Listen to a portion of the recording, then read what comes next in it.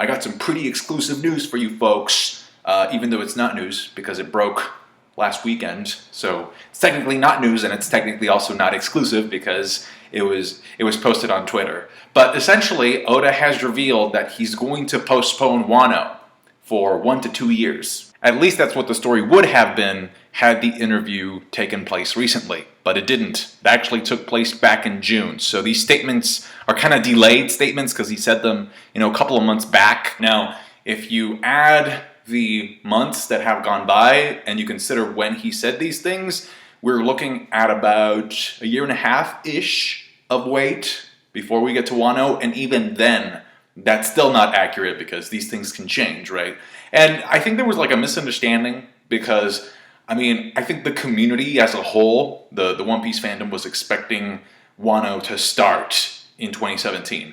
And the reason, let me backtrack. The reason why people got that impression is because every year, at the end of the year, there's this thing called Jump Festa in Japan, which is, it's like, Comic-Con, but for mangaka, right? And so one of Oda's editors went to Jump Festa and he said that, Wano was going to start in 2017, that they were going to sync it together with the something alluding to the point that they were going to try and sync Wano with the 20th anniversary of One Piece, which was this year in 2017. They even had this pretty big scavenger hunt event in Kyoto to celebrate the 20th anniversary of One Piece.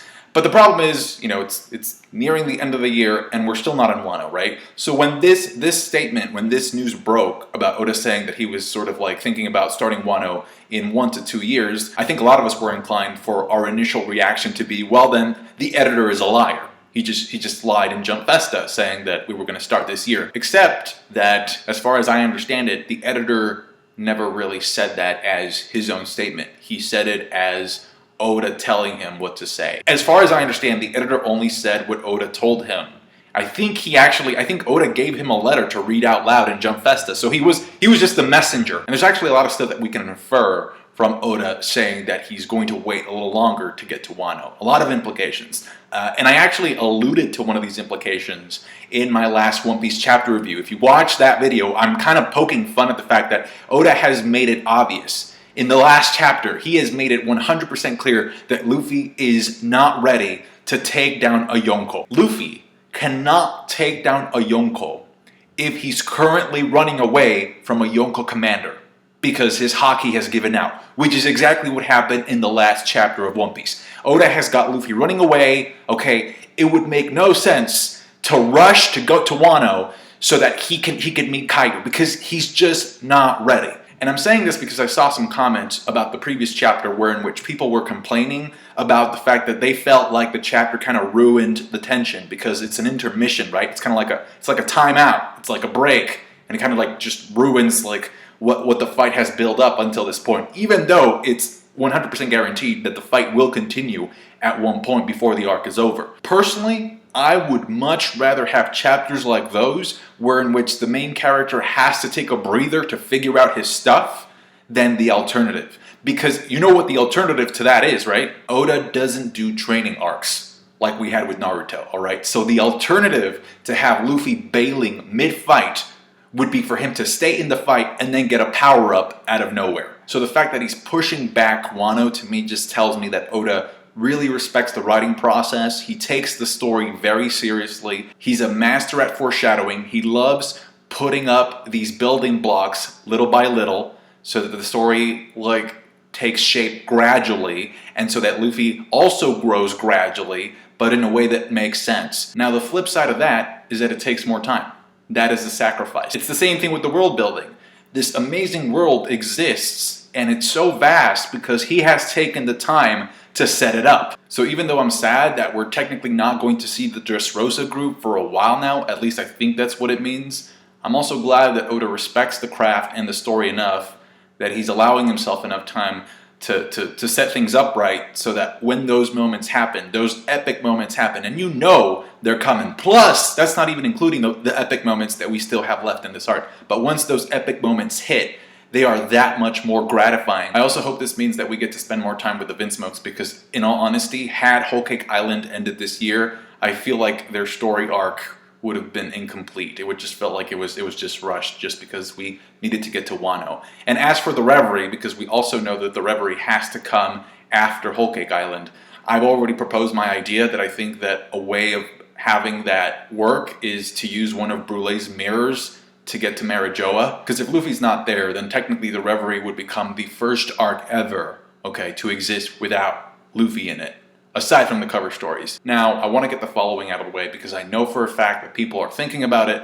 They may not say they're thinking about it, but it's there. It's in the back of everybody's mind. It's okay. People just don't want to talk about it because, you know, it makes them feel uncomfortable, but it's fine, okay? And that is the question about whenever news like this comes out, the question that really, like, normally would pop into a One Piece fan's head would be, will Oda be able to finish One Piece at this rate? It's an uncomfortable thought, but it's a very normal thought to have. You know, you're not a bad person for thinking about this. You're not the only one thinking about this. It's a legitimate concern to a certain extent, right? Oda has had some health concerns in the past, surgeries here and there. I read somewhere that he was having like vision problems, vision issues. He maybe needed to get some glasses, something like that. I also read that he was a pretty heavy smoker. I don't know if he has continued to smoke as heavily or if he still smokes, but him smoking was part of the equation at one point. You guys know that as a mangaka, you really don't get enough sleep. That's a big issue. I mean, that's something that you pretty much require for,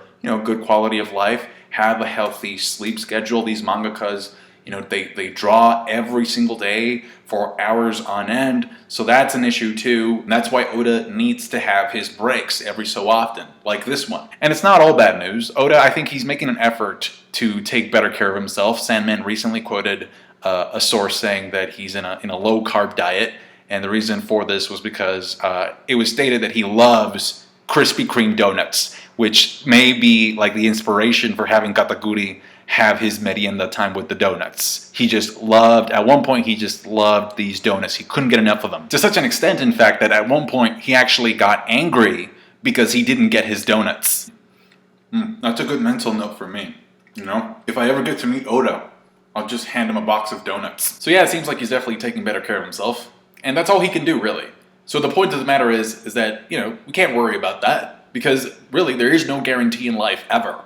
So just enjoy the ride. Also, and this is just plain speculation on my part, but if they really wanted to sync Wano with an event in Japan, then waiting 1.5 to 2 years is going to end up being a blessing for everybody involved because I feel like we can all agree, right, that Wano is going to be a pretty long arc at this point.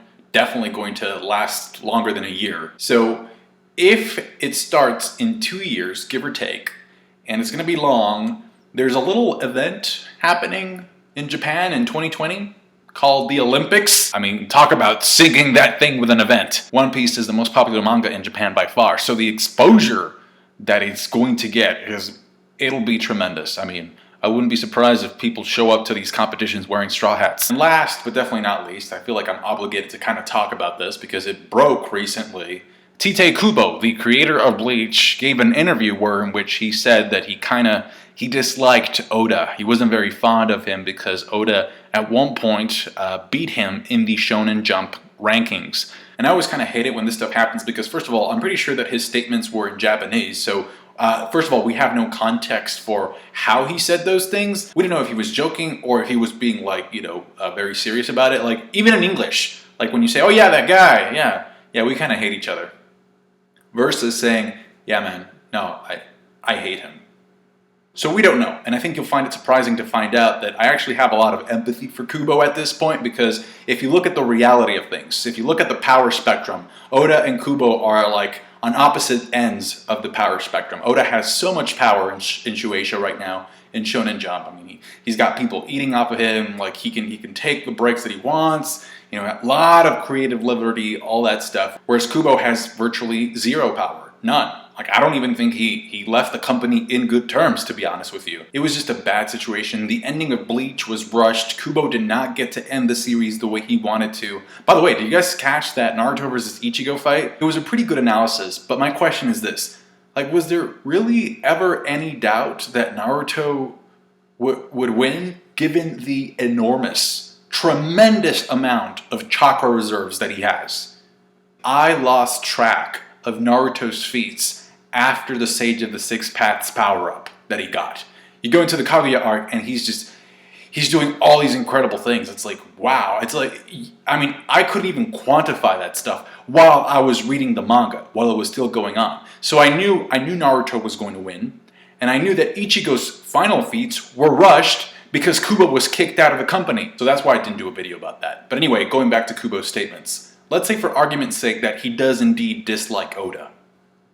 So what? Like, let's say they actually don't like each other. What's going to happen?